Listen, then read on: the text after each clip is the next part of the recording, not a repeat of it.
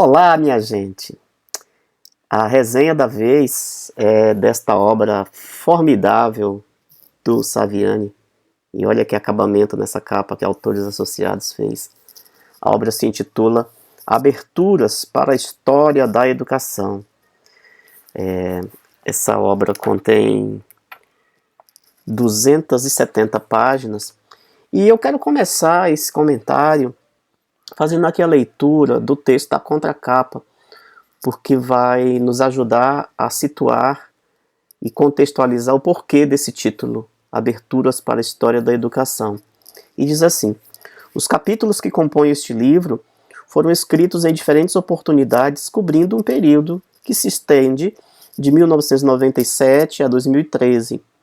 Embora versem sobre temas variados, todos os trabalhos mantêm em comum a referência à história da educação, tendo sido escritos e pronunciados na condição de conferências de abertura de eventos desta área. Justifica-se assim, literalmente, o título Aberturas para a História da Educação. Mas além dessa justificativa de ordem etimológica, o título também evoca uma semântica particular, pois indica que os educadores, se quiserem compreender a fundo o significado radical do seu ofício, devem abrir-se sem reservas para a história da educação. Nessa condição, poderão intervir com propriedade e conhecimento de causa no debate sobre a construção do Sistema Nacional de Ensino no Brasil. Então, os capítulos que compõem esse livro, como dito, podem parecer desatualizados, mas é história, né? É historiografia. Então, tem o seu valor histórico, tem o seu valor pedagógico. Então, vamos lá, as considerações. Essa obra é dividida em 18 capítulos. No capítulo 1º, denominado Debate Teórico e Metodológico no campo da história e a sua importância para a pesquisa educacional, Saviani nos fala que a história só se pôs como um problema para a humanidade, para o homem, isto é, só emergiu como algo que necessitava ser compreendido e explicado a partir da época moderna. Vai nos dizer que a razão disso é relativamente simples. Enquanto os homens garantiam a própria existência no âmbito de condições dominantemente naturais, ou seja, relacionando-se com a natureza através da categoria providência divina, o que implicava o entendimento de que o meio natural lhes fornecia os elementos básicos da sua subsistência, os quais eram apropriados pelo estado bruto, exigindo, quando muito, processos rudimentares de transformação, e que por isso mesmo resultavam em formas de vida socialmente estáveis, sintonizadas por uma visão cíclica do tempo. Ou seja, não se punha a necessidade de se compreender a razão, o sentido e a finalidade das transformações que processavam no tempo. Isto é, não se colocava o problema da história. No capítulo 2, Saviani faz breves considerações sobre fontes para a história da educação. Discute o conceito e a etimologia da expressão fonte, para discutir as fontes para a história das instituições escolares. Discute aqui também uma política de fontes para a história da educação brasileira. No capítulo 3, Saviani discute o local e o nacional na historiografia da educação brasileira. Nos fala sobre o local e o regional na nossa historiografia. E introduz dizendo que as investigações no campo da história da educação brasileira remonta o final do século XIX e a sua origem se liga ao Instituto Nacional, ou ao Instituto Histórico Geográfico Brasileiro, que foi fundado em 1938, seguindo àquela época uma orientação positivista. Então, ele vai nos dizer que o Instituto valorizava a tarefa de coletar, arquivar e publicar documentos visando a preservação da memória histórica e geográfica do Brasil. À guisa de ilustração, Saviani destaca pela relevância e extensão das obras, duas contribuições características desse vetor, as quais, de certa forma, inauguram os estudos de história na educação brasileira.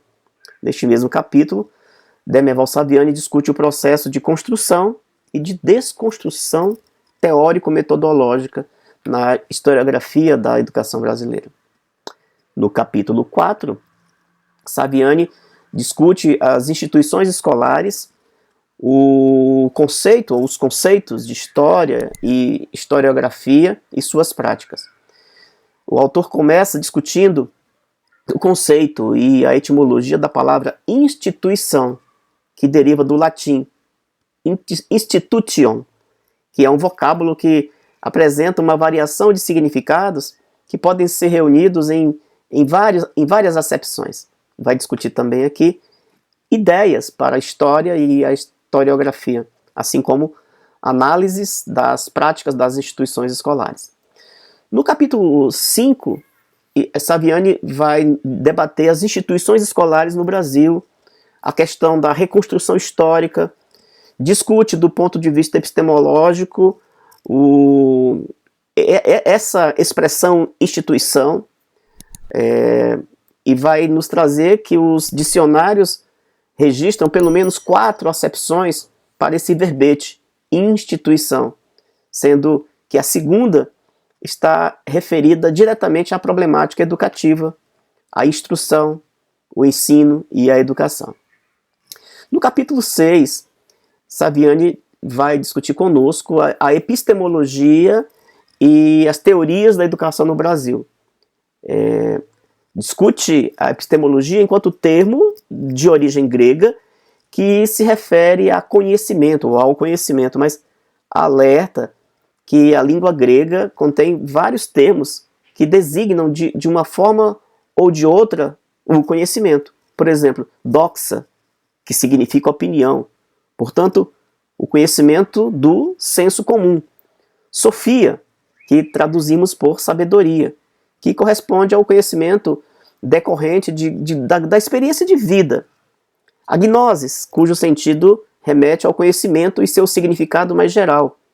E o termo episteme, que especialmente a partir de Platão, vai nos ensinar o mestre, se refere ao conhecimento metódico, sistemático, portanto, o conhecimento científico. Saviani vai discutir ainda a relação da pedagogia, o senso comum e a ciência. No capítulo 7, vai discutir a educação e a contemporaneidade. Saviani começa na forma de provocações ou na forma de perguntas. A primeira é: a educação é uma antítese da contemporaneidade? A segunda, a educação é a celebração desta contemporaneidade? E vai discutir a relação entre a educação e a contemporaneidade a partir de uma perspectiva orgânica e atual.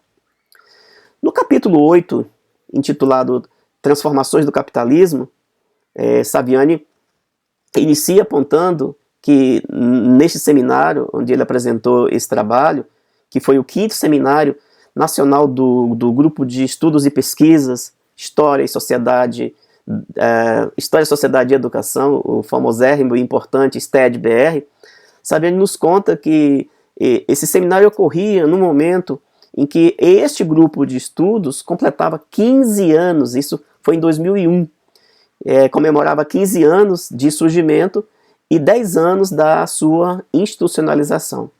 Então, Saviani aproveita para resgatar aspectos da trajetória deste importante grupo de pesquisa, começando pelas origens do STED-BR, as relações entre o capitalismo, o trabalho, a educação.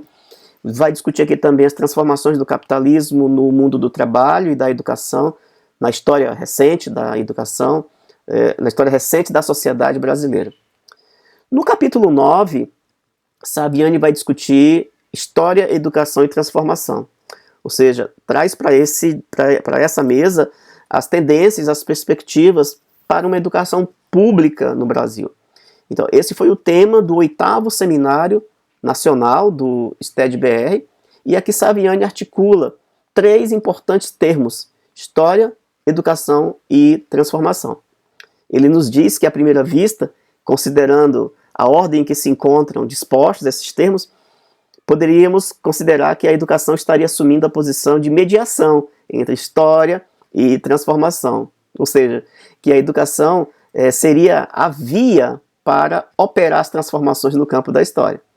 Ele nos diz que não deixa de ser tentadora esta leitura para nós, educadores, pois permite destacar a importância da educação nas mudanças históricas. No entanto, ele alerta que não devemos tirar conclusões precipitadas. Ele nos diz que é preciso olhar com mais calma a relação entre estes termos e assim ele procede. Começa analisando a relação entre história e transformação, depois transformação, modos de produção e educação, e depois a relação entre educação e transformação. No capítulo 10, Saviani discute a história da educação pública no Brasil e introduz conceituando escola pública. Depois nos traz as origens da escola pública no Brasil, desde os jesuítas, e, claro, com eles a educação pública religiosa, passa por Pombal, fazendo um esboço de uma educação pública estatal, discute quando surge o Estado Nacional e a ideia de educação pública, a República e a educação nacional, e a educação como problema nacional no cenário democrático.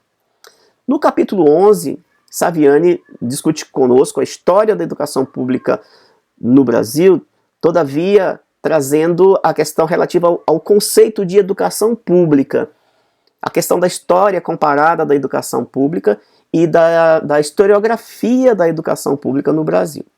No capítulo 2, discute conosco ensino e pesquisa sobre a história da educação e nos fala da importância, da emergência desse tema. E discute aqui especificamente o curso de pedagogia, os cursos de pedagogia e as pesquisas na história da educação. No capítulo 13, Saviani debate conosco o trabalho didático e a história da educação. Discute o trabalho didático no período manufatureiro, o trabalho didático no advento da Revolução Industrial e a consolidação do sistema fabril, o trabalho didático na fase de expansão do processo de industrialização, o trabalho didático na fase predominante, né, da civilização urbana industrial, decorrente da Revolução Gerencial, da produção capitalista, representada sobretudo pelo Taylorismo e pelo Fordismo. Discute ainda o trabalho didático na fase da maximização da produção capitalista, o trabalho didático na fase da globalização neoliberal. Então aqui especialmente Saviani denuncia alguns retrocessos ou talvez tenhamos que dizer a volta de tendências pedagógicas aparentemente superadas, como ele denomina o neoprodutivismo, o neoescolanovismo, o neoconstrutivismo, o neotecnicismo. No capítulo 14, Saviani debate a investigação sobre ética e política na dinâmica da pesquisa em educação no Brasil e sua importância para a formação do educador. Saviani inicia discutindo a expressão ética, o termo ética.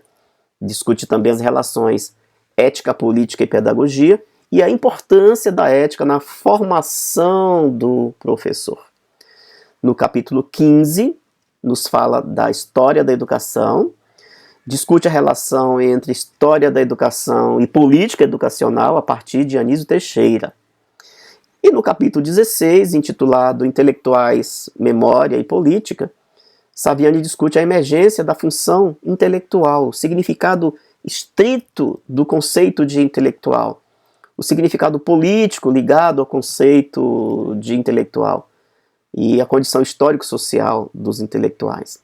No capítulo 17, debate o estágio atual e apresenta uma nova perspectiva para a história da educação.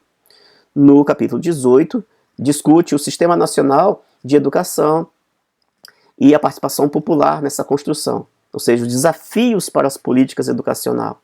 Discute o o advento dos sistemas nacionais de ensino, o Sistema Nacional de Educação e a participação popular, e, sobretudo, os desafios da participação popular para as políticas educacionais.